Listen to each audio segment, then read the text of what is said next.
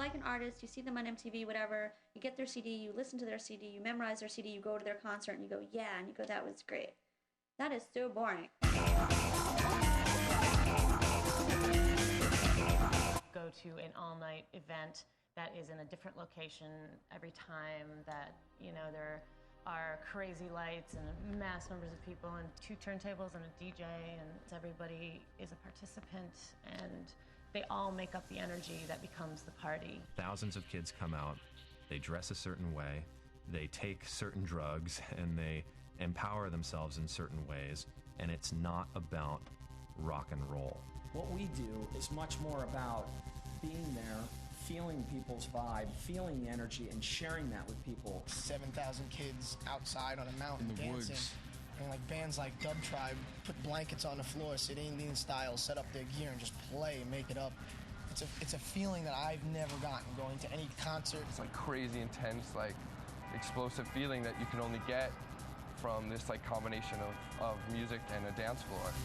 It's about dancing first and foremost, and it's about bringing people together, and it's about, you know, creating this instant feeling, this oblivion, this like particular one-night oblivion where nothing else outside that room matters. I went to this one club one night, NASA, and it was just a totally different sound. It was like everything that everybody was listening to, like all the drums were like in the treble range, it was like chicka-chicka-cha, chicka-chicka-cha. And like the bass was like one sine wave and it didn't break. The bass didn't go like boom, boom, boom. We're like, ooh. It was like such a new sound that I was like, oh my God, this is it.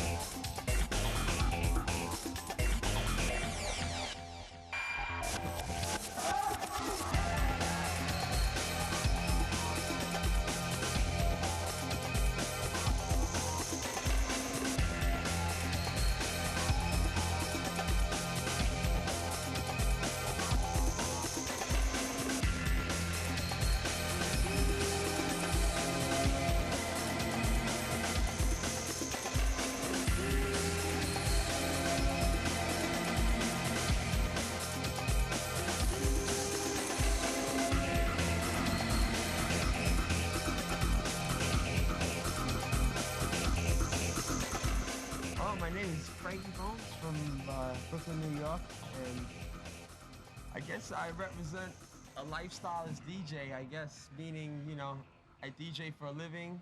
The whole thing about the rave scene is that it's not about what I do, it's about the whole culture as a whole. So basically I play my part in playing the records for the people. This is my life.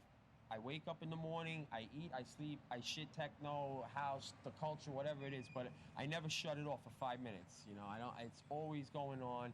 And always looking to play new records. This is kind of raw, but when I first got out of school, I cleaned someone's teeth out of a urinal to get a DJ job in a club, because that's how you know, to get somewhere, I had to, you know, try to climb the ladder. I started writing songs, and I bought some drum machines, and from there, it was just, in a matter of 3 years, it all happened, you know. I was making records, and people in London that were doing these parties were playing my records, and somebody we put the phone number on the record. Somebody called up, you want to come to England? I was like, I'll go to England. You know, I didn't believe it. And he's like, yeah, you're going to play to 5,000 people. And I'm like, 5,000 people?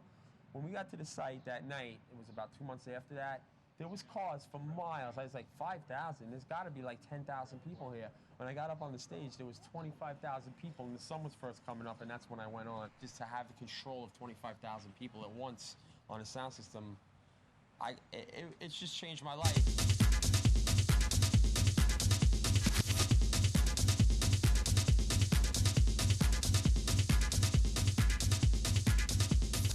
My father was murdered in 1985, so he drove a cab and he got shot behind the wheel. I think that's another reason why my passion for music was even stronger, because he was my main inspiration. When I was young, he just had a massive record collection. Like these guys, oh, I'm trained in piano. No, I didn't train in nothing. I just heard my father with records. He had very underground stuff, the old South Soul records. I mean, from the inception of disco, when the hustle came out and became big in '75, I just, I always knew the music from them. I still have all those records. No, it's the original, exactly how it came out on the Full Winley 12-inch. I always explain it like in the movie Saturday Night Fever, he crosses the Brooklyn Bridge, gets into Manhattan, and the movie's over. Well, I kind of did the same thing. We have the store here in Manhattan, but I don't know, it's not a movie to me, it's just everyday life.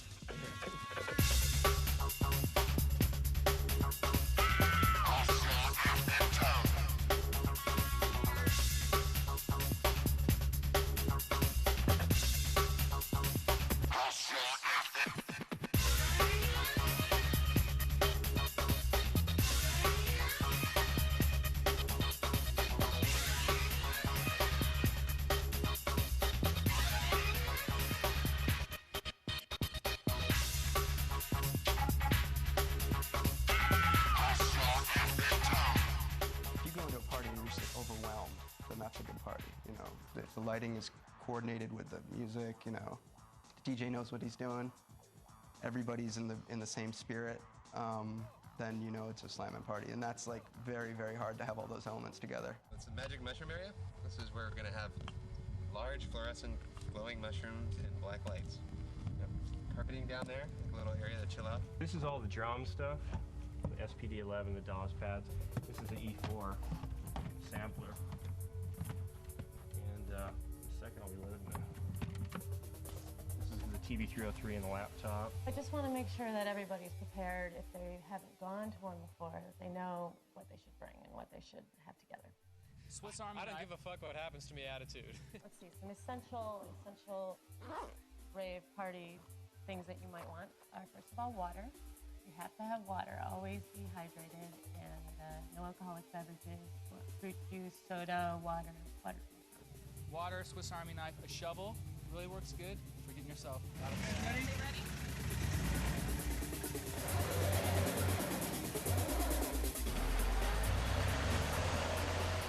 You want to wear something that you don't need to hold on to, so you're free to dance. Backpacks work really well. It's convenient. Wear comfy clothes so that you can get dirty and feel comfortable to dance and sweat. These are love pops. And you want to bring enough to share with all your friends and for all the new people you're going to meet. One time we brought these flashing rings and everybody wore them so we could find each other in the dark. You're not going to want to leave without your sunglasses because in the morning when you come out it's going to be daylight and you're not going to look pretty.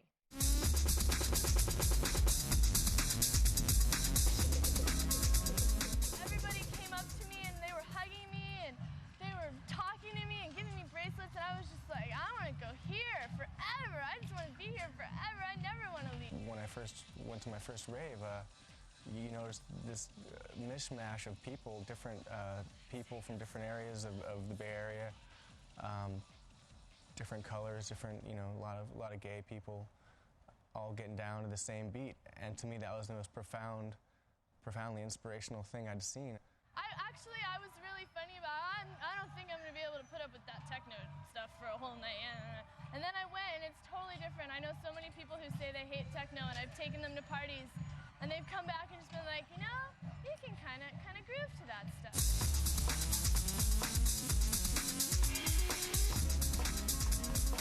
I thought, just who are these idiots? I just saw all these, douchebags wearing lycra sock caps and just goofy oversized pants. I was just like, this is disgusting. And then a year later I heard Derek Carter on 3 turntables, and that just blew my mind. I never thought it was what it was. You know what I mean? I thought it was just a club type scene with people wearing shiny clothes. That's all I knew about it, but I was wrong. I would hope that I wouldn't find my daughter or her friends in a place like this.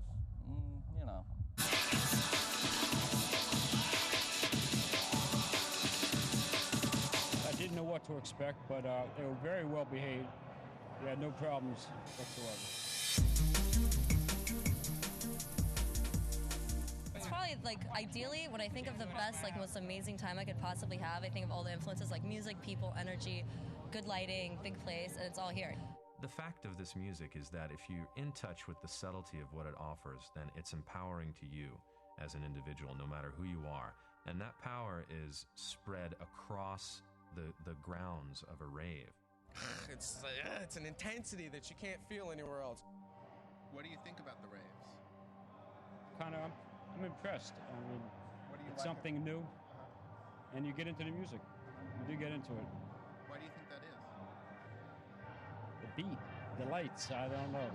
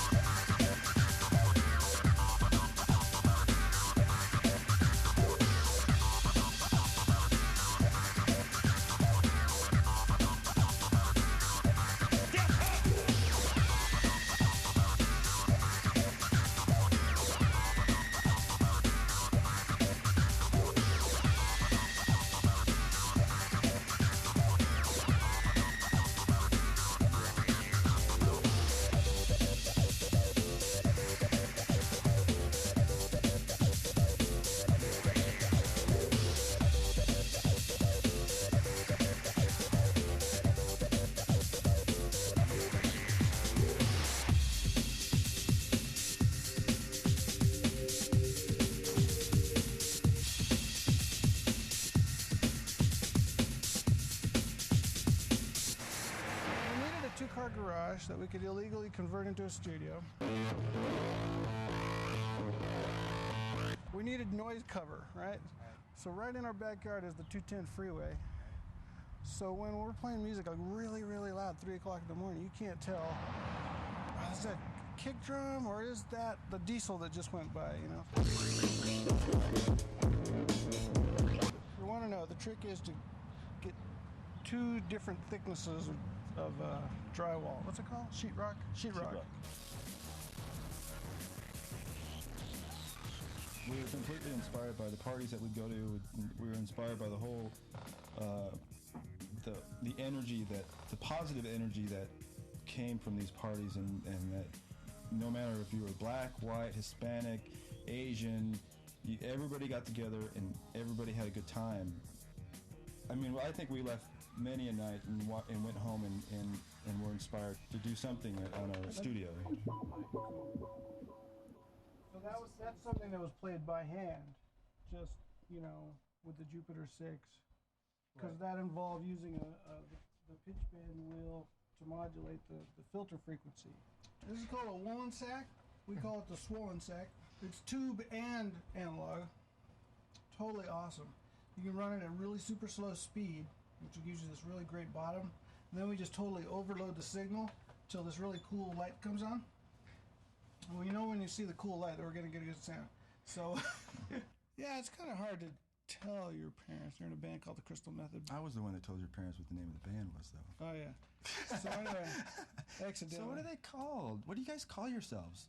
I told my mom, and I'm like, and we're like going for like a nature walk or something and I'm like, yeah, we're called the Crystal Method. And she looked at me and she's like, we kept walking and, I guess that makes sense. That's what all the kids are into nowadays. Okay. It was one of the things that kind of intrigued us about this house when we saw it was this little bomb shelter we had in the front. We were thinking, we could put an amp down there, or if it's big enough, we put our studio down there. We had all these wild dreams, and then we the landlady, she was like, oh, I wouldn't go down there. I haven't been down there since like 76, and when my boy used to hide silver coins from his grandmother, and I'm like, whew. This is what we pulled up from the bomb shelter out in our front yard, and it's a family radiation detector kit, and this is called a dosimeter. It's how badly you've been dosed with with radiation. It's for everybody.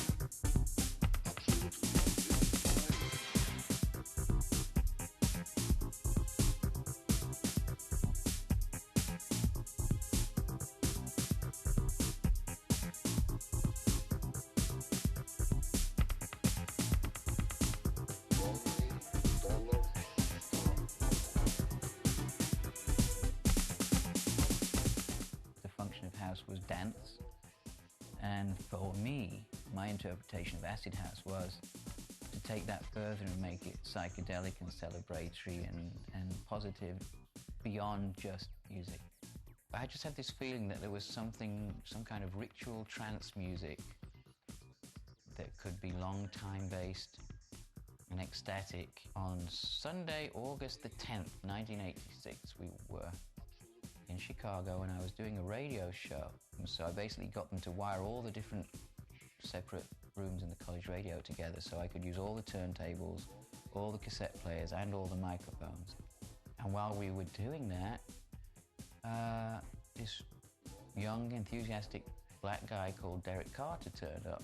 And he said, oh, you've got to go to this shop. I know this shop, you're gonna love it. And Derek May was spinning on two turntables while he was also the checkout guy. He said, what are you looking for? I said, well, I want the weirdest that you've got, the stuff that you can't cope with. I'm only interested in something that's so strange right now that none of us quite get it. And he said, oh, okay, you want the acid stuff? I said, yes, the acid, wow. And over in this little rack were about 4 12-inch white labels. And then I put them in a bag, and when I went back to England, I put them on. What I heard immediately was just that the rhythm, that speed, was the missing link to me. I went, oh, okay, that's it. It's not psychedelic enough for my taste, but the way that this kind of hypnotic beat, this simplified beat, that's it. That's what we need. And that's the same speed as the trance music all over the world. It just all went together, whoomp, like that.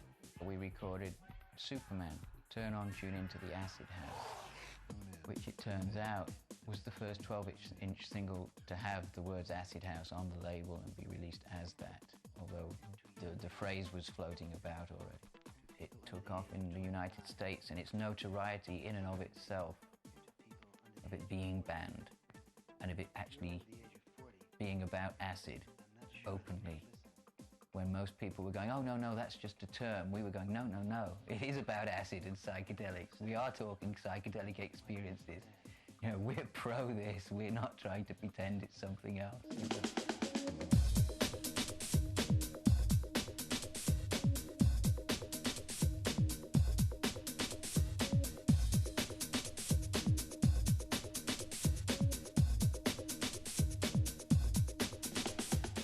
I did this flyer.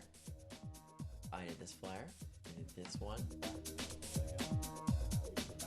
And then we have this original dope flavor. When we first started doing stuff, it was like all the really product rip-offy stuff that was really popular because, so much of sort of like the culture at the time was, it's like influenced by like the whole idea of like sampling. We were sampling, visuals and making them our own. This whole business, this was like a Bazooka Joe comic, right? And we like scanned it in and we just changed the bubbles, so it's really cool. And then we put this NASA thing here because we made it look like a club because it's like this moon base on the moon, but now it's our club because it's NASA. Ravers are a walking advertisement for bottled water, so why not do, bottled water? So a lot of the things that we were doing were almost like hyping the products that we use in our everyday life as well, like things that were like, that meant something to us. If you take something like a corporate logo, or you take a piece of commercial art or television, and then you cut it up and reassemble it in a very real way, you're also emasculating its power over you.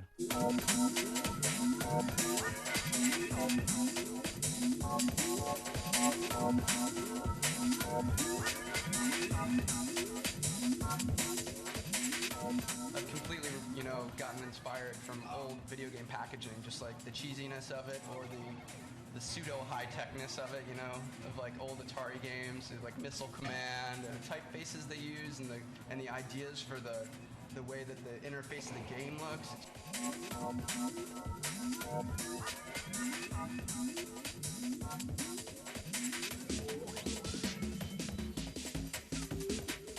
We do graphic design for everything from party flyers to records to posters. Basically, that feeds into all our other projects, whether we're throwing a party or whatever, but we also run a record label out of here. So where's the location going to be? I can't disclose that yet, but it's going to be in Manhattan.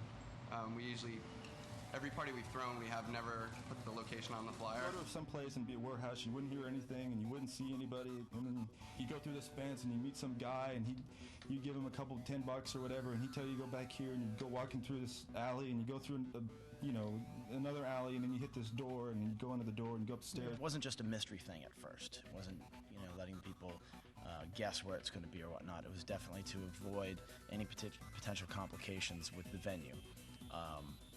A lot of times it got to be, unfortunately, about certain promoters wouldn't really know where it's going to be even until the night of. The rave scene, when we started throwing parties, the whole thing with rave was you broke into a warehouse or you went and you took people and music to a place where it's never been. Like an abandoned warehouse that hasn't had life in it for 20 years, you put a sound system, you put people in there, not bringing it into clubs or glamorizing it as the new club craze. Because the rave scene, when we started throwing parties, and on the West Coast, East Coast, wherever it was anti-club. People would have to call up to the phone line, which would be just completely hyping up the event all the way until that Friday or Saturday night at a particular time.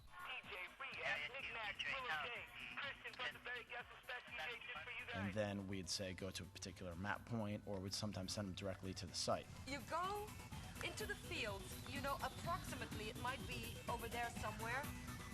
And us as a band even, we didn't know where to go, so we had to stop the van every 5 minutes, see if we could find any bass drums going on in the distance.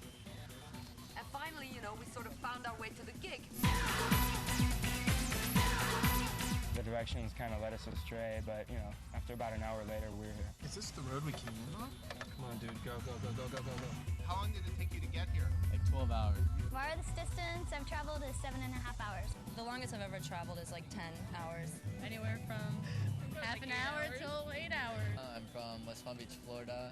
Just came up yesterday, and I wanted to see what New Jersey was about. Just call around, figure out who's going where and who's doing what, and get in the back of somebody's, 71 Cutlass and go with them, and chip in $5 for the gas. It's not the destination, it's the journey. It just gives you an excuse to get in your car and drive 800 miles, that's all. See the world, see what's out there. Don't just sit at home and watch TV. Go someplace.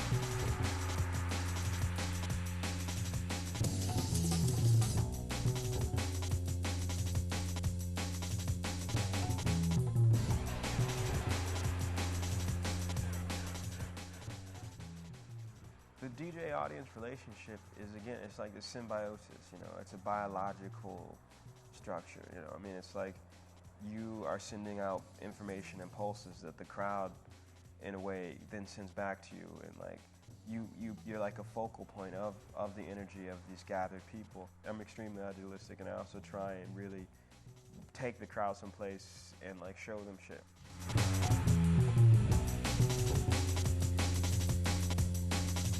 I love the idea of continuous sampling, like remixing everything as you go. So writing is like that visual, just like you're probably going to do edits and cut and splice when you're editing this tape. I mean, you do that with language even when you're speaking. You always are picking and choosing what words you're using, what way you're going to describe something. So everything is a mix. I'm mainly a writer. The DJing, to me, every DJ is a writer. You're using the urban landscape as your book, as your novel, as your text. So everything is writing.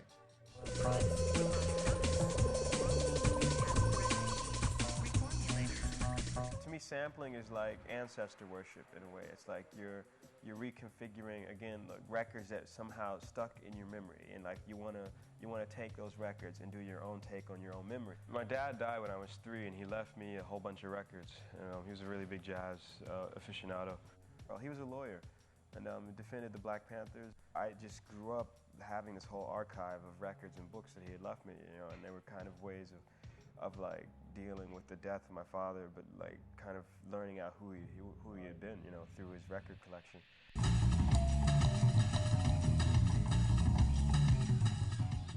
My degrees were in philosophy and French lit, but I kept seeing more and more with the music stuff that I was involved with that it was a lot more fun and actually a lot more engaging and dynamic than a lot of the philosophy stuff in a way, because you want to talk deconstruction, you want to talk whatever, that's in the mix at this point.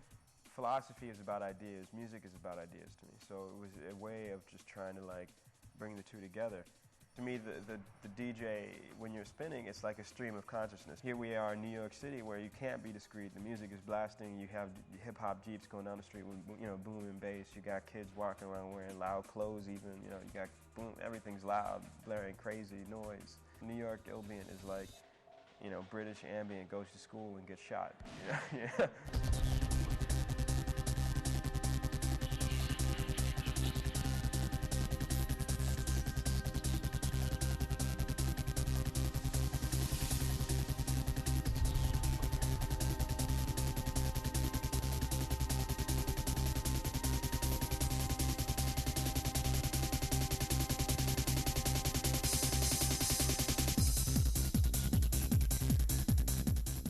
They would impound some of my sound system.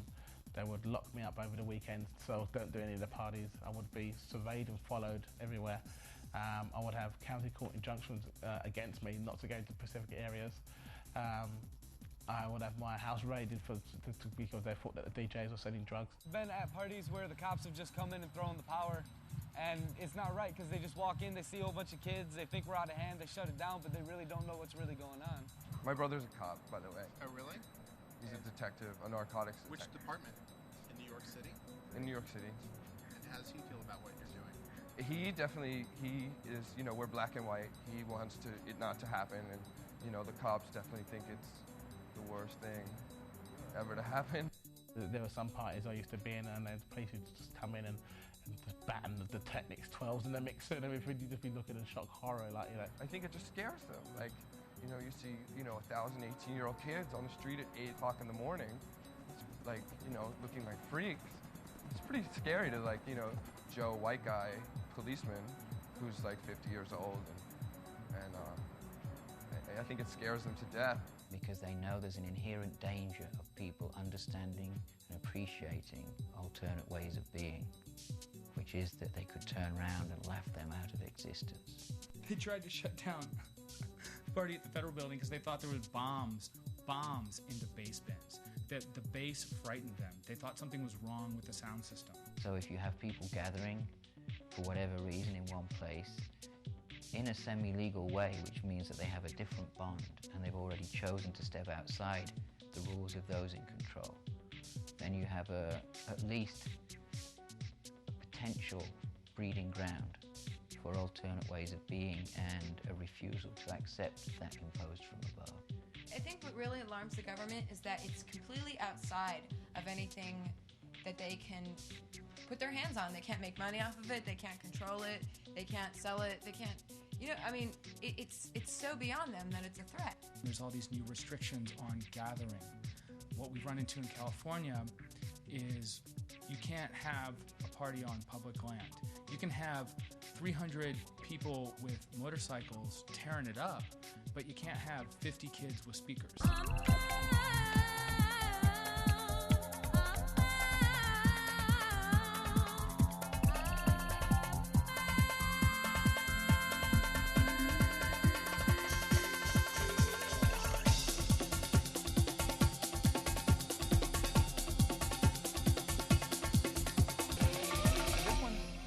drum sounds. Okay, so the drums are going.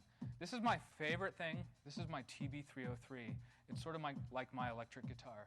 And it was originally designed to do bass line. So if you can believe it or not, this is supposed to be like a bass guitar here.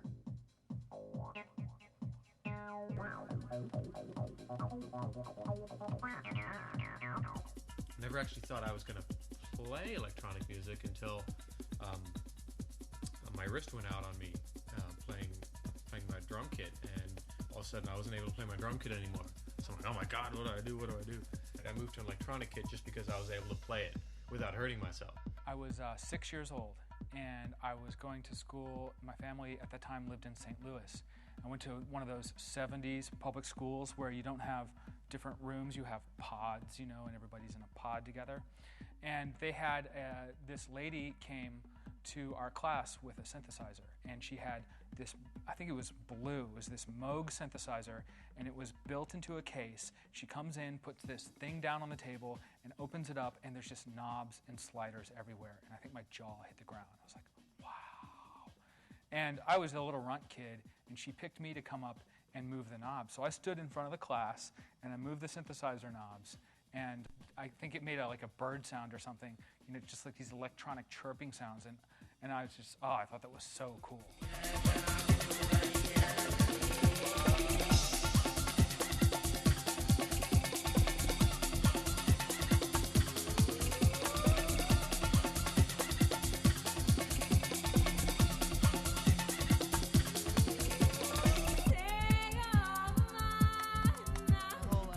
Languageless philosophy is so that the music is not defined by any barriers.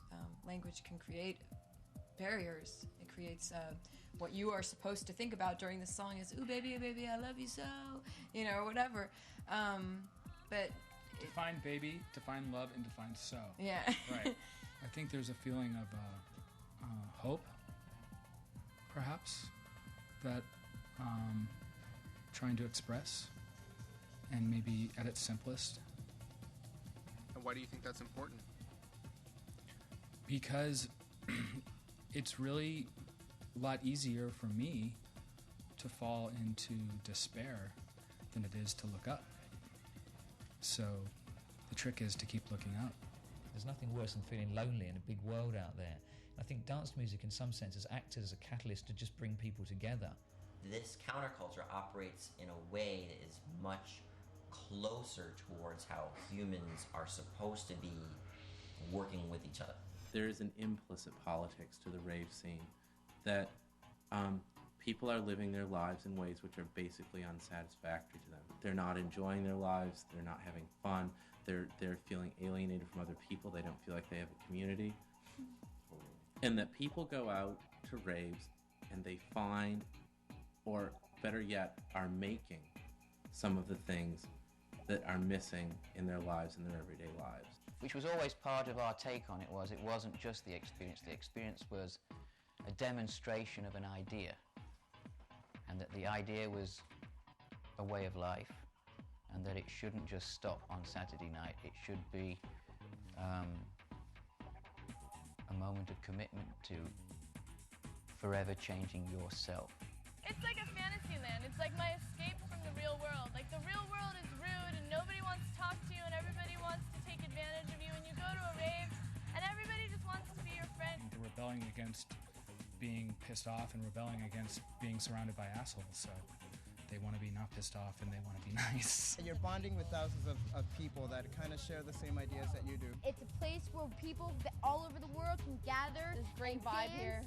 And unite as one. Here is a place that I can feel 100% comfortable and safe. It was like almost a feeling of going to a big family party, you know what I mean? Like you have, big holiday parties or whatever, and everybody's just comfortable. It's like I didn't have to change to fit this certain way. This way sort of came to me and came around me. You're just like, God, I want to be a part of this group. They're so loving and happy. It's like a family. You can't help but fall into it. At one point, I felt like I was a raver, you know what I'm saying? I got on to the happy and love, and then I don't know, it just drove me crazy after a while.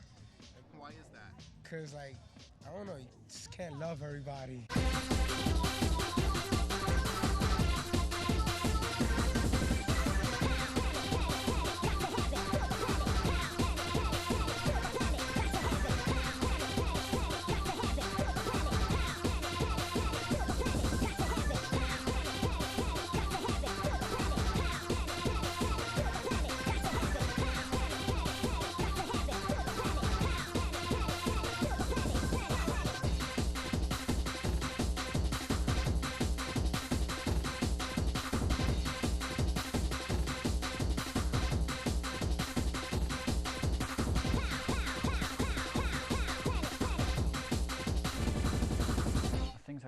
with were like the sort of naive sense of celebration, the open-mindedness. And there's this sort of return to infantilism in the fact that there are some real basic pleasures that just sort of get wiped off the map. We're not supposed to talk about that like people really enjoy.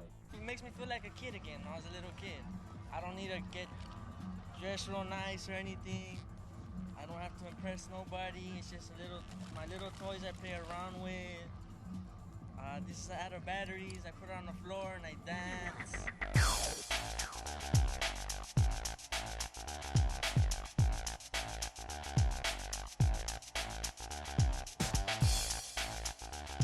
This is the paranoid traveling monkey, and I take him on the airplane with me all the time. So Why is that? Because that's how I feel when we're traveling. I don't know, it's just like, well, I played a show out in the desert in California, and after the show, this girl came up to me, and she said that her name was the Fairy Princess, and she gave me this, and I still have it. It's very cool. We like the little candy bracelets, and we carry around stuffed animals because kids just want to have fun, and kids just want to be nice to everybody and just want to love everybody, you know, and that's kind of what we're trying to capture. It's like that book, Everything You Wanted to Know You Learned in Kindergarten, that guy wrote. Be nice, you know, play fair, hold hands crossing the street, like whatever it is. Like, we're just keeping some of that, you know, and, you know, growing up doesn't mean, you know, becoming a jerk. Use your imagination other than experience. You did it as a child, you know, do it now. Why stop? Inside the ever-changing, rearranging sound. We're going to give you alternates. Yeah.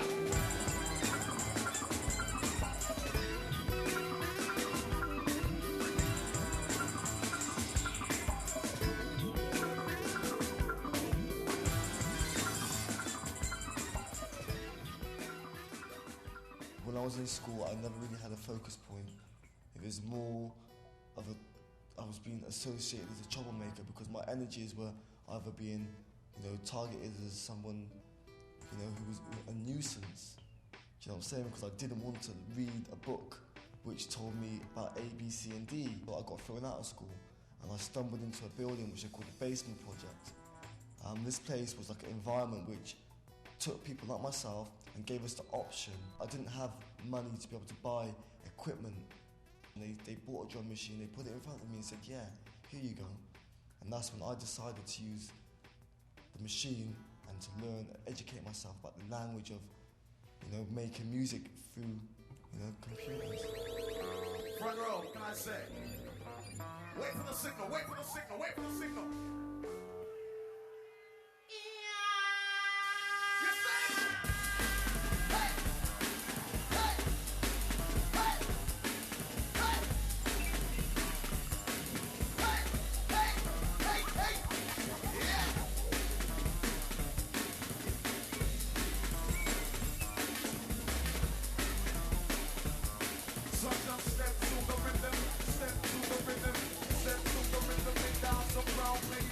And in hip hop, what they would do, have two turntables and a mixer, and take the instrumental break where the record is, you know, just rolling along, and then bam, it just breaks down into just drums. Then they would just take two of the same copies, and using the crossfader to extend the instrumental break, just by extending the drum section so the MC could rap on top of it. And that's what attracted me to live drums, was the break beat. Miami,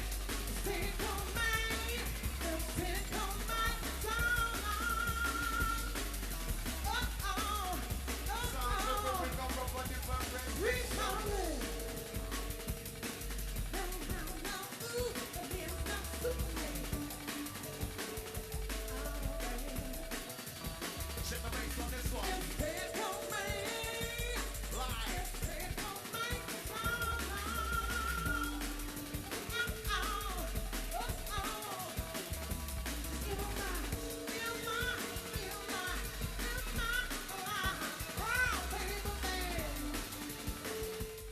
It's from the heart. We're not manufactured, that's all I can say.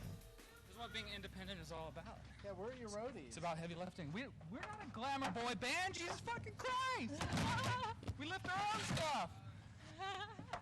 It's like this, it's a whole do-it-yourself concept. It always was, it always will be. In terms of punk, it's just like anybody can pick up a guitar and play. Well, now anybody can pick up a sequencer and play. When digital technology became cheaper and accessible, it enabled all of us to be able to go out and for like not many pounds or dollars to be able to buy a tiny little studio setup and start recording yourself. And techno music, in a sense, when it really kicked off maybe 7 or 8 years ago, really empowered people again, empowered a lot of young kids to be able to put their own records out and ignore the major labels and think, we can press 2,000 white labels and sell them in a week. For the most part, I was making the music just for myself so I could have a tape of it just to listen to, and I happened to play it for somebody at a party that did the DIY thing with his little label in LA. And yeah, it's an amazing thing that you don't have to go through all the red tape, and you can just, you know, print up some records and, you know, shoot them out there and get them all over the world, basically. Setting up international licensing deals all over the world, and then set up distribution deals as well. I mean, you know, all I wanted to do was put my music out, but I couldn't find anybody that could actually truly understand it. So many things you can do, and it's just being creative with whatever you can get your hands on. All you need at this point is a computer and some software, and you can make a record. I can make a track, you know, stoned in my underwear on my, you know, on my bedroom, you know, and it could sound 10 times better than like fucking, you know, $100,000 worth of like studio equipment and studio time and professional musicians can sound, because I can make a sampler sound that good too, you know, and it's like, that scares people. The origins of punk, which I was fortunate enough to be hanging around as well, there was an enthusiasm for taking back the means of production. I think with techno, we're seizing the means of perception as well.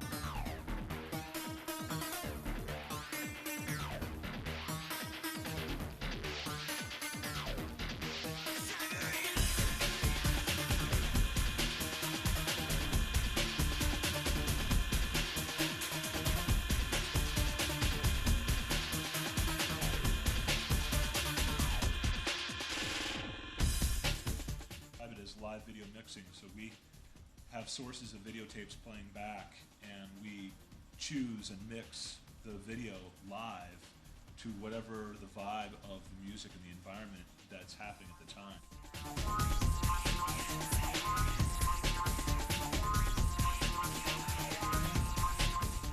No, I only know one note. What note is that? G.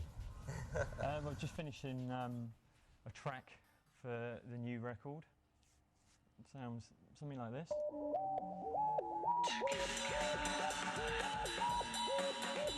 I picked up a bass in 1982 and just started jamming along with records and stuff, and you know, I'm still learning. And there's another beat here.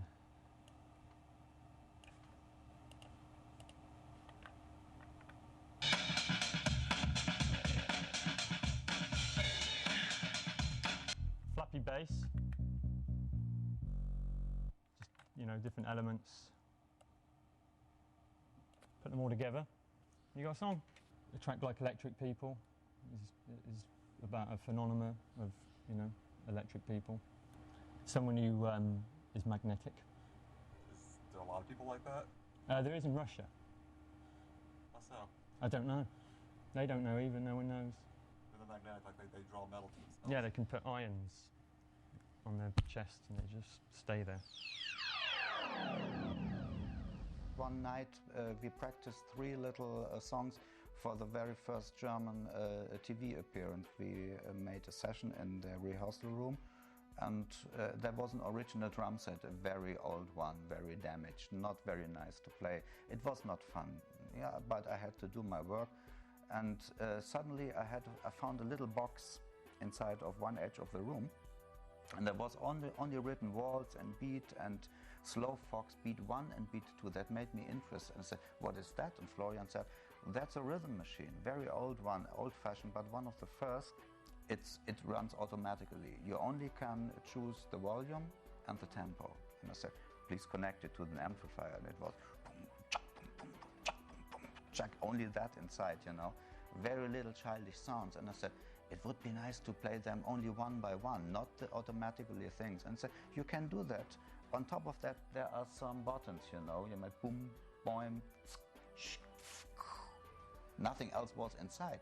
And I said, that's crazy. so I don't have to sweat anymore, you know, because drumming normally is a strong work. I was sitting there only on the little machine like boom, chak, boom, boom, pss, boom, chak, boom, boom, pss. I said, oh, crazy how it is. And can we make some effects on it? And we had a small echo tape, you know, Echolet, a German company. And suddenly it had a space. It made boom, boom, boom, boom, boom, cha, cha, cha, cha, cha, tss, tss, tss, you know. I said, this is crazy, this is good, you know. Everyone was interested, and Ralph, maybe Florian, said, can we use that instead of an original drum set? This is boring now, this is mid-age, throw it away. Within 3 days, I built with another friend of mine that very first drum pad on a wooden plate with, I think, 6 or 8 round-shaped metal plates connected by wires to small metal sticks to play it, standing up like very elegant, you know, without sweating.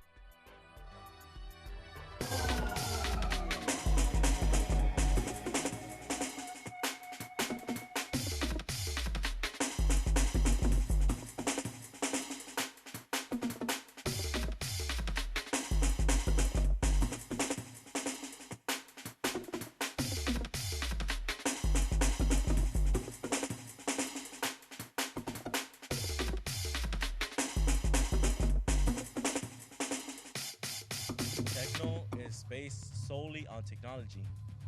Technology is something that, I mean, you know, like the crazy Unabomber trying to get rid of technology? No way. Technology really helps. It doesn't define the scene, but it's the thing that's helped it spread like wildfire. She's my best friend, and I met her through online. Fucking every one of my friends is a mad online kid. That Japanese people have made clever little machines that you all run around freaking out about. And also a few drugs help, and ecstasy came along with the sampler, and bang. With each new machine, we find a new random element to the machine. So, yeah, I mean, the machines change what we do, but also what we listen to. It could not physically be played, a lot of that material. You cannot physically play those kind of drum rolls, those sort of bass lines. Ding, ding, ding, ding, ding, ding, ding, ding, ding, ding. You know, so much more precise than a human could ever do it. That sounds cool. It doesn't sound like people.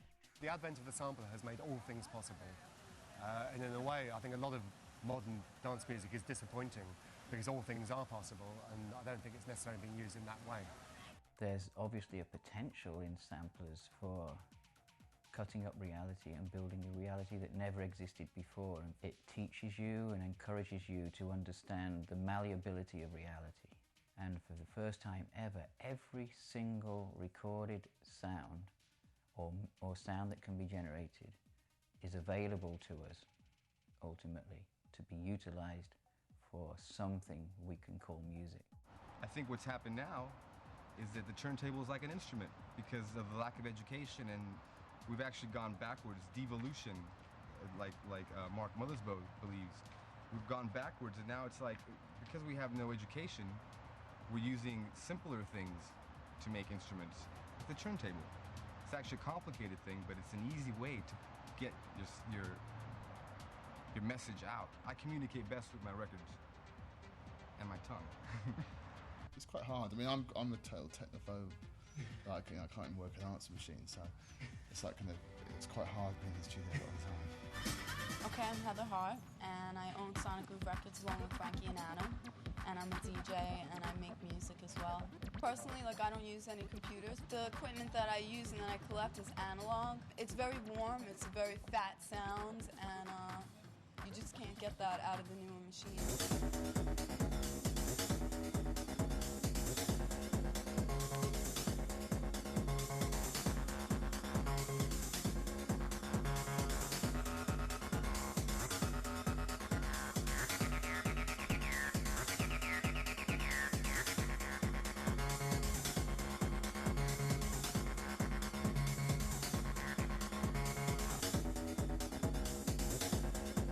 I get asked to play at a lot of parties that, like, all-female party, you know, we want you to play, and I refuse them all.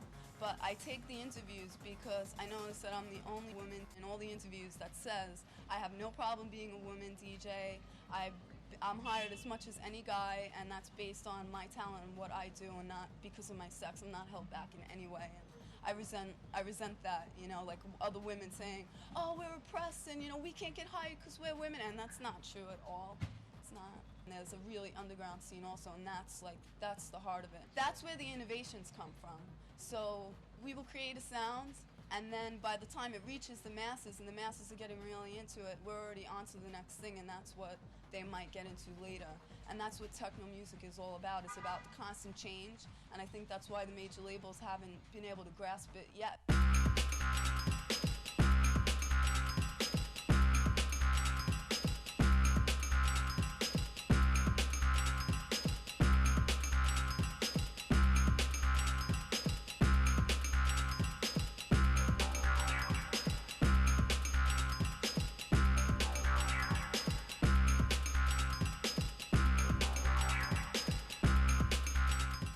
College for jazz guitar, hardcore focus, started 4 years, have a bachelor's degree in jazz guitar. After I got out of the school, something happened to me. I'm repulsed by acoustic instruments now. I really respect them, and I feel I can say that because I put in that time, and everything I know is derived from what I studied, but I feel that in order to go further with music, I gotta take what I've learned from the people before me and apply it to what's available to me now. And a piece of wood with strings on it, to me, is like washing your clothes in the brook. There's 12 chords. How many times are you gonna play them? If I know there's no end, uncharted, something different, anything can happen, anything can change, that excites me. You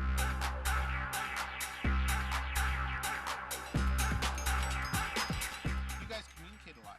What are you guys talking about? Where's the flashlight? A lot of times, how much time's left? This is like a universal language techno. I mean, if you could like get beamed Star Trek into a club in another country, you almost wouldn't know. You know what I mean? You're in another country. You're like, it's like this universal vibe that everybody has, and they're all understanding it. You know what I mean? Which is the beauty of it.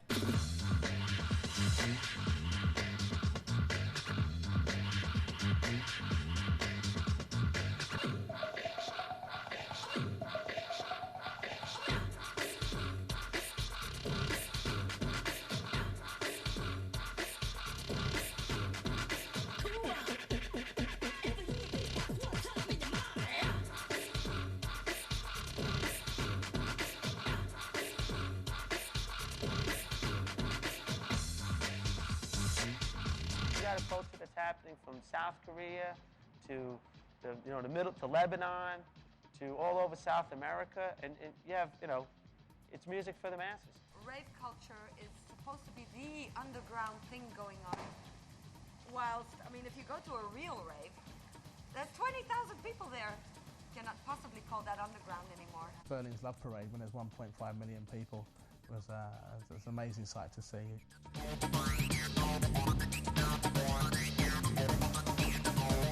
The more popular this music gets and the more exposure it gains, the more the clutches of showbiz grab into its sides, and it's the music business at that point. The music industry tells you have to climb, you have to ascend, you have to get like the fat paycheck. So I stopped, my own little independent thing that I was doing for artists that I loved, and I went to work at the record label where they have the health insurance.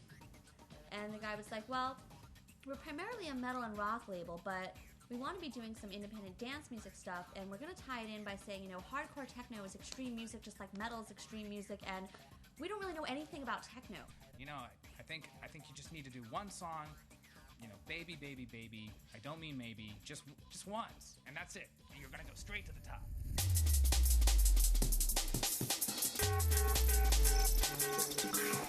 Wait for the haunting. For the fright. To me, selling out it's not about making money. It's just selling what you believe in to all the peoples, and then not like following up on that. Like if you believe in something really strong and you can make money on it, that's cool.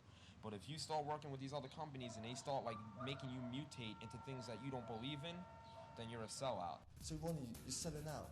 Selling out? I hope I am, because damn, if I walk to a record shop and see my records on the shelf still, I must be doing something wrong. Always question, first of all, and most of all, yourself. Why am I doing this? Am I doing this just because it's easy, because I did it last time, because I have to pay the rent? That's not the right reason. It just never is. good art, good music, good experiences change do not come from paying the rent. They don't come from being on MTV for 5 minutes. You know, they just don't.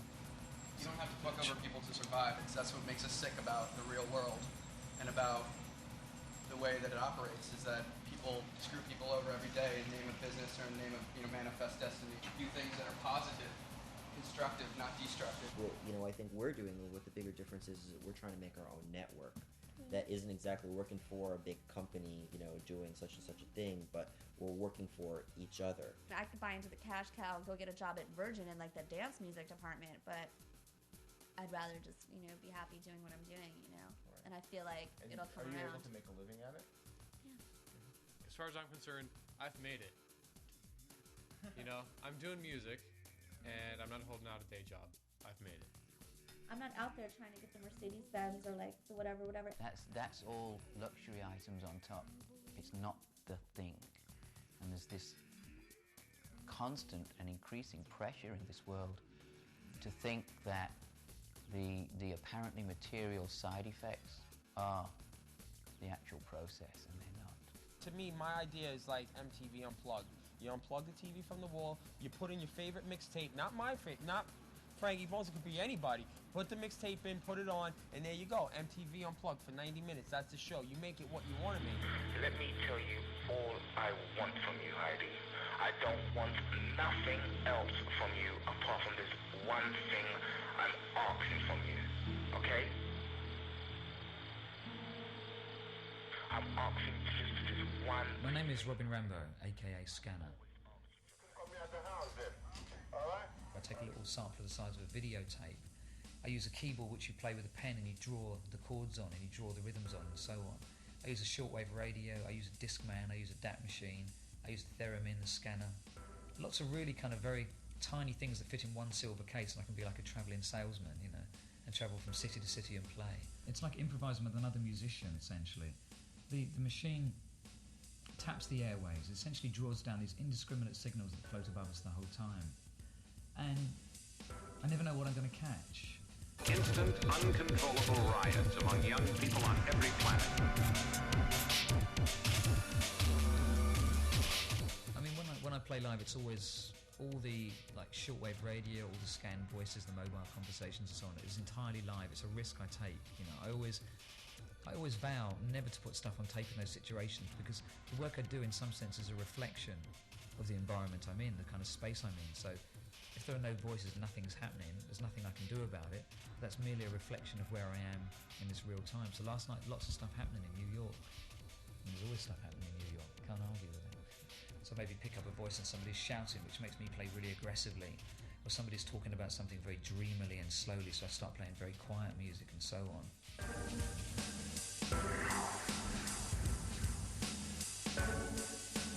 The ideas around Scanner surrounding music, but also the ideas of public space and private space and the issues of surveillance and our position in our kind of society today. I mean, kind of big questions which aren't always music related, and that wasn't the original aim of the Scanner work. It's kind of been born out of the work I'm doing. I think it's just important that in some sense electronic music and electronic artists act as some kind of catalyst.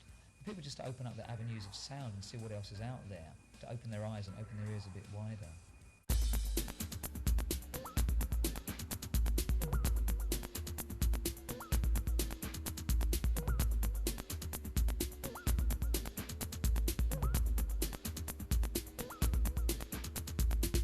During the week, I work for a billing company and we scan documents all night.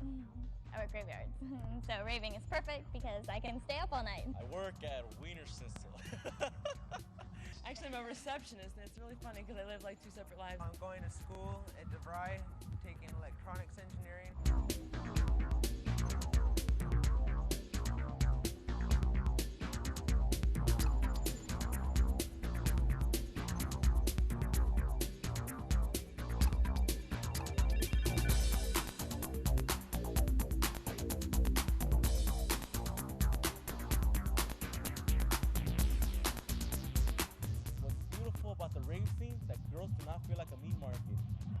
Up and say some cheesy line, hey baby, what's your sign, or some stupid thing like that. No, you ask them honestly their name and you start talking to them. The first orgasm I experienced on the dance floor was to Josh Frank, because he is just like amazing with the turntables, amazing, and like the energy you feel, and it just got me there, man. I've had an orgasm on the dance floor, I will admit. My big thing tonight is if I can strip down butt naked and run around. Yeah. I really want to do that. Have you ever had sex to this kind of music? Yes, No. it's awesome. No, Yes. I can't say that, but It's awesome. It's good. What makes it so awesome? When you get into the groove and you start banging to the bass beats. You don't have to look cool, you know, I mean, nobody's ever talked shit and said, hey, look at that fucker trying to dance, he looks stupid.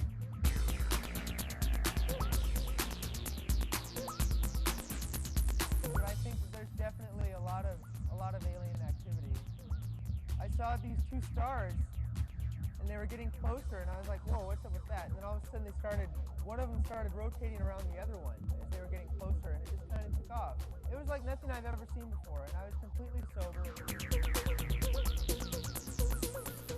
I got my wings at Natural Wonders. They were $10, and I added the elastic myself. And the jewels. You know, I mean, at least, you know, when I'm 60 years old, I'll be able to look back on these times and say, oh, at least I had fun. If I do punch the clock 9 to 5 for the rest of my life, then at least I have these times to look back on.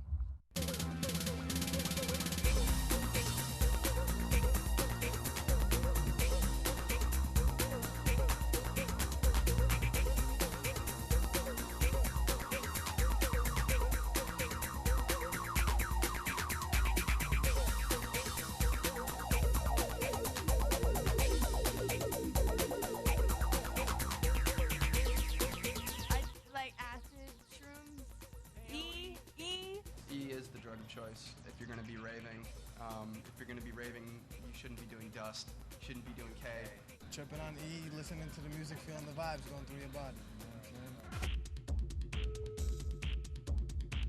It's like this absolute just like happiness that I didn't even know existed.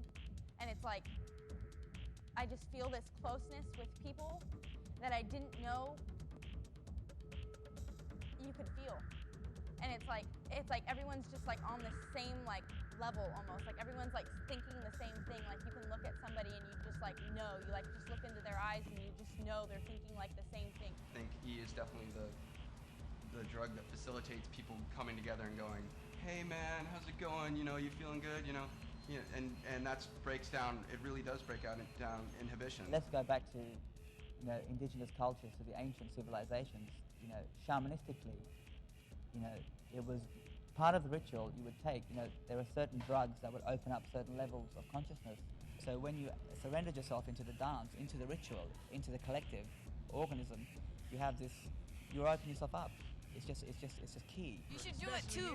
You should do it. Everything you want. Whether it's all about drugs or not, it is a safe place to use them, and that's why I have fun. I come here and I get fucked up. I mean, I can't. You know, it's no fun doing that at home. They've got all the stimulation, the lasers, the video, the sound. It's. If you're gonna do that shit, this is the best place to do it. We took a small sampling of hallucinogenic drugs just to see if they'd work. Are they? Not really, no. I don't do drugs. I don't do drugs, and just, you know, standing next to the speakers, feeling the vibe, and all that sense of vibration, you know, it gives you like this natural high. The music, the trance, non-stop gives you this natural high, and you know, nothing could beat that. I had two cousins that were ravers. One died of an overdose. Coming home from a rave, he went to his room, fell asleep. Never woke up. I've seen kids drop dead in front of me, you know, and it's not a pretty thing. It's not a pretty thing to see somebody flopping around like a fish dying in front of you. Don't mix drugs. Not good. It's called polydrug use, and they don't settle for one drug. They take uppers and downers and a combination, and it really wreaks havoc with your body. The nervous system is given two contrary signals, and there are several people a week now being taken into mental hospitals with absolute nervous collapse because they mix speed, cocaine, and ketamine. One of the kids who died and was brought back to life from GHB drank 12 beers, popped a handful of Dexatrim. You know, there's no law that you can put on the books that's going to prevent somebody from doing something that dumb. I think now the focus is on just people hearing about this, the media hype, you know, like drugs and this and that, and the kids come out and it's really not cool because they're not getting into it for the right reason. It's almost like the media kind of reinforces what it's complaining about in a sense. Yeah, definitely. It's almost like it's telling 14-year-old kids, if you want to get fucked up, go out to a rave, and then all the screw-ups go out to our parties and then wreck our parties, and they're like, oh, look at all the dumb ravers on drugs. It's like, wait a minute, you were telling them that that's where they should go if they want to be on drugs. This is like the drug sex party of the year, and kids are getting naked and taking drugs and passing out, and you won't believe this stuff. It's just this total great picture. I almost want to go just for that. Wow, that sounds kind of cool. They put it in Newsweek. They went in there. They talked to one 15-year-old kid who was like, I come to Jungle Nation to get fucked up or whatever. And then all these kids are like, yeah, now you go to Jungle Nation, and there's all these little new school tweakers wearing Hilfiger gear, doing crystal, and you're just like, where do these kids come from? Well, gee, their parents read about it in Newsweek and said to them, you're not going to these parties, are you? Well, they are now. People do drugs everywhere, and there's just as much a percentage of people doing drugs at a rock concert or a football game or an opera or wherever. There are people do drugs, and if they want to do drugs, they're going to do them whether there's a warehouse party or not. Don't just get hooked on the key, once the door is open, you can get there, you can cross the bridge, by yourself. Doing that stuff every week, I don't think you're going to get the experience that you get out of it if you just did it once in a while. It's such a profound experience when you do it once in a while. It used to be just an E-based thing, and then people realise, oh, actually, if you just dance your socks up without the E, you still get that spiritual stuff, provided you let go. The music is definitely the key, I mean, my heart is into the music. I'm here for the music. I'm not here for the drugs. I'm just here to listen to the music because the music is my drug, I'm sort of I sound kind of dull in a way, but I'm interested. I'm somebody who doesn't smoke. I don't drink. I've never drunk alcohol. I've never drunk tea or coffee in my life. It's hard to stay awake. I'm really tired right now, but it's better than being cracked out on drugs. I mean, I remember one time in California being up for 7 days and looking in the mirror saying, who the fuck are you?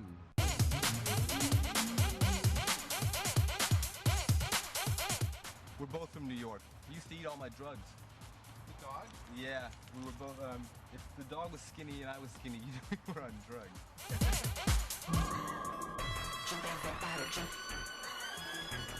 But we've been through it all together, and now we're here in Hollywood together. This is Sneakers. He like it?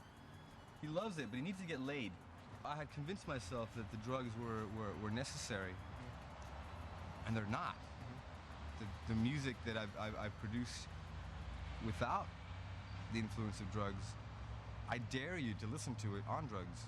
I don't want to be a preacher because I love drugs, but you can't do it forever. I was born in El Salvador, Central America. A week later, my mom went to Hawaii. I'm a bastard child, and my mom renamed me after a bastard prince. Who is? Prince Keoki, who was King Kamehameha, his son. Since I got my first Mr. Microphone. When I was 8 years old, I used to love singing on top of songs. I did karaoke before it was even karaoke. Keoki did karaoke. When I moved from Hawaii to the mainland, I took a course, technical college, a little backtrack here, so that I can learn how to use computers and trace lost baggage. Huh. So I did the course in Ontario here, and then they had job placement. And I got this out of an ad in the newspaper in Hawaii.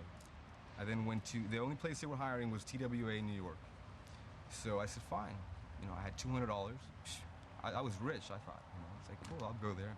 I was working as a busboy at a club called Danceteria. They wanted me to DJ one night for $50 a night, but I'd have to, call in sick at my other place. I got really frustrated thinking, how can I possibly make a living DJing, throwing records on? I mean, it was to me, getting paid for it was ridiculous, and it is ridiculous, but it's not ridiculous within the context of who's making the money.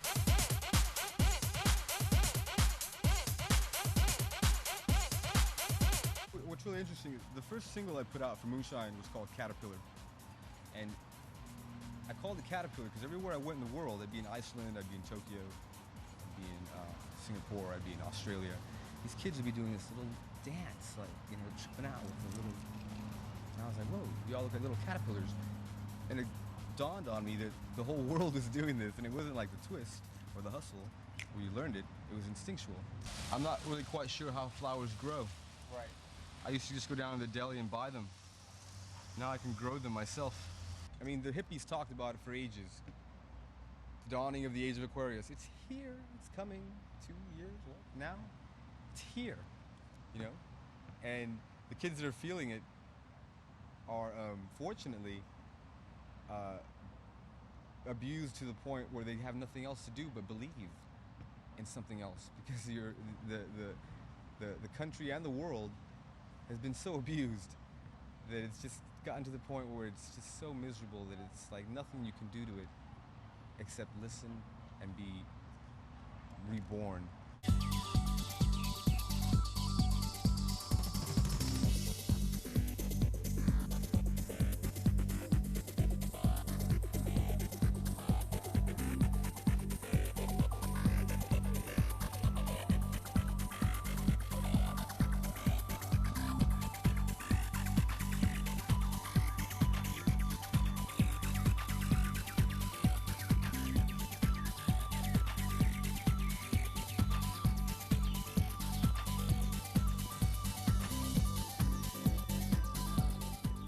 Hey, my name's BT, and I make organic electronic music is how I like to describe it. My whole kind of trip is like just about everything that I do on my records is generated by something organic, whether it's my hands, somebody else's hands, a mouth, or, you know, the cicadas in the woods, whatever it is. You know what I mean? That it's generated by something natural. I have a headset that's a dual hemisphere electroencephalograph made by a company called IBVA, and what it is it's a dual electrode brain scan machine. It reads your brainwave activity. So I'll wear this while I'm working on music a lot of time and scan my own brain states and see what the kind of states that it puts you in when you're making music. And I actually have been experimenting with using it as a MIDI controller because all of the parameters in it you're able to output as continuous controller messages in real time. So I eventually want to use this headset to control lighting rigs, to control visual imagery, to control filter sweeps on my synths for live. It's more about learning how to use it, if you know what I mean. It's like, you know, experimenting with in training to certain brain states. One of my sort of hobbies is I've done a lot of research on photic and auditory driving, which are two really interesting, naturally occurring things that happen in loads of different indigenous music. It's continual stimuli of a certain frequency, and it's always very small frequencies. And what people do is they entrain to that particular brain state that they're being stimulated with, either by photic flashing or by auditory sound. This goes back to, indigenous rituals performed by shaman in the Peruvian Amazon and stuff. They would beat a drum at a certain number of wave cycles per second, usually 4 to 6 wave cycles per second, which is in brain state, which is theta brain state, which is a very creative brain state. And then they'd have someone else, while the shaman was beating the drum, fanning the flames on a fire at the same time, at the same speed, and people would all eventually entrain into this brain state. In modern club culture and in seeing modern club events and modern rave events and things like that, you're seeing people entrain to the same brain state. You've got strobes, you have lighting that everyone's taking in, you have big time photic driving, and the music is auditory driving.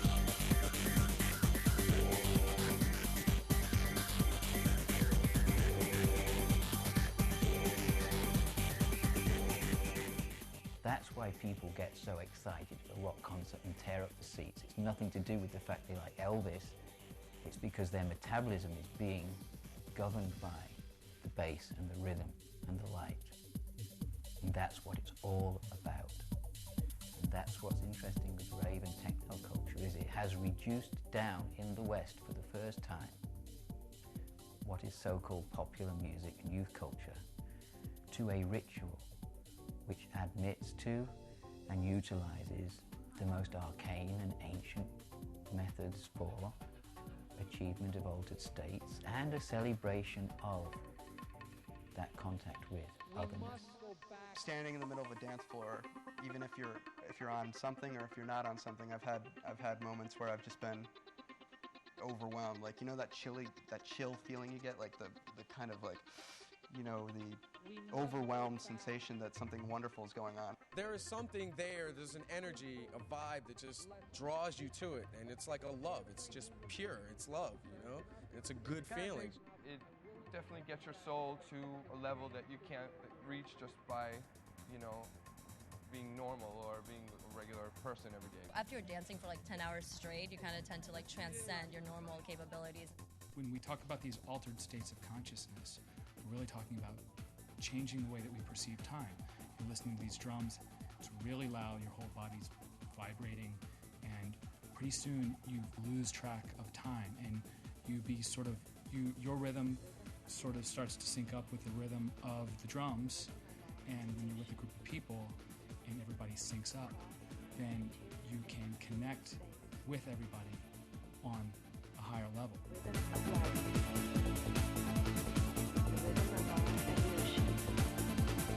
Jesus and the apostles used to do dance rituals, and they used to embody spirit through dance. And the Last Supper was not about sitting down around a table and breaking host, it was about getting together and dancing. It was a total, as close as you can get to God. This is the closest I've ever felt to being with God. Rave music and techno music and the new dance music is the flowering of new spirituality. Well, Earth Dance happened last year in October. It was October the 4th, and it was the global dance party for planetary peace. It was 21 locations around the world hooked up on one day. So the highlight of the event was this one track that was played at the same time by every single DJ. So all dance floors would synchronize, make an ambient track, so it's just like a linking track, an ambient link with a prayer in it. It was just invoking peace for the planet, peace for Tibet, and peace for ourselves. So every Tibetan organization in every country was involved with each event. And the Germans, they're incredible. I mean, they worked with this group who are building homes for Tibetan children in Tibet, whose parents get taken away by the Chinese government and put in jail, so these kids have nowhere to go, so they end up dying in winter. We went to Dharamsala in India, where the Dalai Lama lives, and we had an audience with him. The youth, generally speaking, open-minded, and also I think have the courageous sort of attitude to change. Your consciousness is expanded because of this supernatural thing that happened to you, and that's what happened for me. It changed me forever. I was never the same after I went to my first rave. It changed me. Before I was in the scene, I was a little punk, you know what I'm saying? I was a little gang member.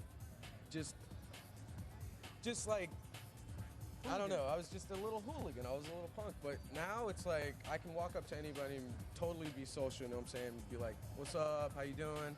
And it's a good feeling to be able to be like that, you know what I'm saying? It's like, it makes me feel good to be able to go up to somebody without being a little punk and want to bite their head off. I'm a lot more accepting of other people and other types, and I respect people for what they are. It's about living life creatively, and that's where true fulfillment comes, is in making an interesting life for yourself and allowing other people to make an interesting life for themselves as well.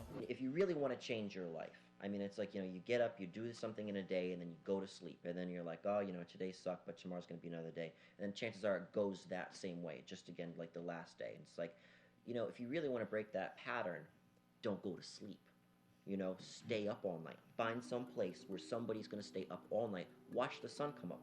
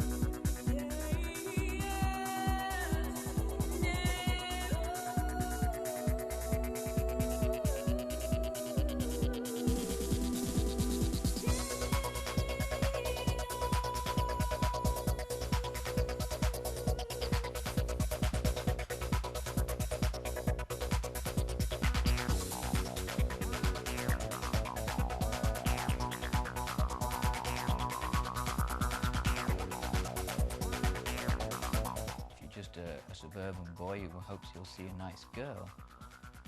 And that's all he ever is consciously aware of. He is still touching the divine. And the resonance and the reverberation of that and what it might illuminate, we don't really know yet. You can't put onto a CD bass bins rumbling through your guts at 5 in the morning. I mean, you can't bottle the feeling of just total euphoria. Like when a DJ just brings you like to this level where you're just like totally out of your head. You should let go of all your inhibitions and dance your fucking socks off. Because that letting go process will open you up.